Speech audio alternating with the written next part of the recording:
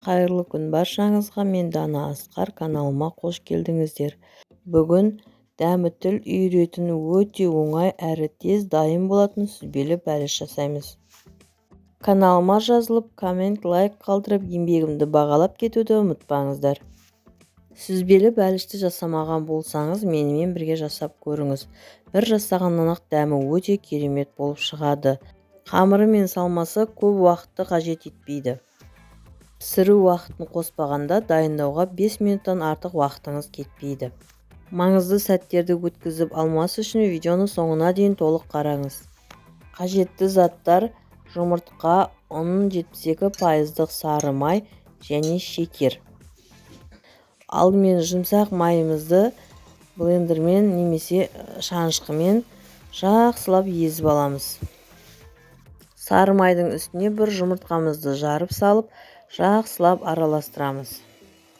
Сары май мен жұмыртқа біркелкі болғанша жақсылап араластырасыздар. Ұнның үстіне қопсытқышты салып, жақсылап ұнмен бірге араластыру қажет. Ұнымыз бен қопсытқышты араластырып дайындап алған соң, сары май мен жұмыртқаның үстіне шекерімізді салып, шекер езілгенше жақсылап араластыру қажет. Дайын болған қоспаның үстіне ұнды електен өткізіп, аздан салып араластырып аламыз. Осылай дайындап алған ұнымыз таусылғанша аздан салып отырып, блендермен араластырып, қамырымызды дайындап аламыз. Видеода көрсетілгендей қылып жасаңыздар. Одан соң қамырымызды толық араластырып болған соң, қолымызбен жақсылап біріктіреміз.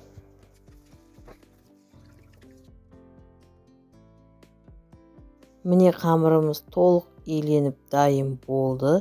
Қамырды екі бөлікке бөліп алып, формаға саламыз. Осылай астыңғы бөлігін жұқалап жайып алған соң, қалған бөлікті шет-шеттеріне жабыстырып шығамыз. Қамырды табаға толық салып дайындап алған соң, стаканмен басып тегістеп шықсаңыз, қамыр бір тегіс болып шығады. Дайын болған қамырды тоңазытқышқа салып қоямыз. Одан ары қарай салмасын дайындауға кірісеміз. Ол үшін бізге жұмсақ сүзбе, шекер, жұмыртқа қажет және 50 грамм қаймақ қажет болады. Барлығын бір ыдысқа салып, жақсылап араластыру қажет.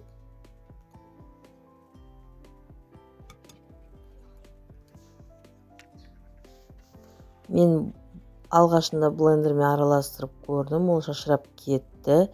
Негізі шанышқымен де езіп араластырсаңыздар болады.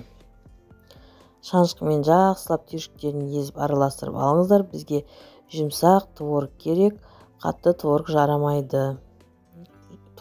Салмамыз бір тегіс болып шығуы қажет.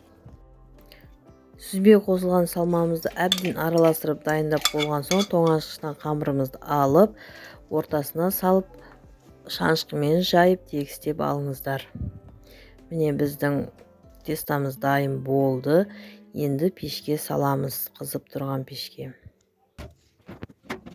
Міне қызып тұрған пеште 40 минуттай пісіп шықты.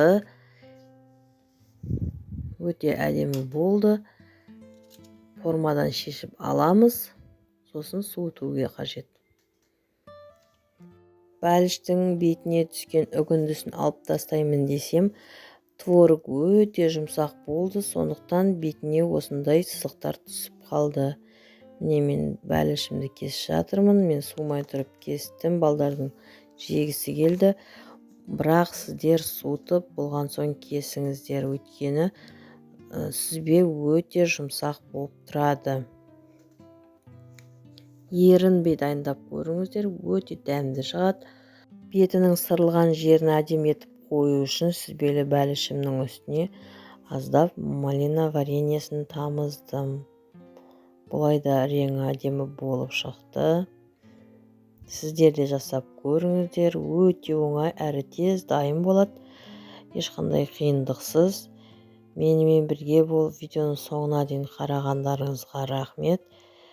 Каналға жазылып кетуді ұмытпаңыздар. Канал жоғалтып болмау үшін жазылып қойыңыздар.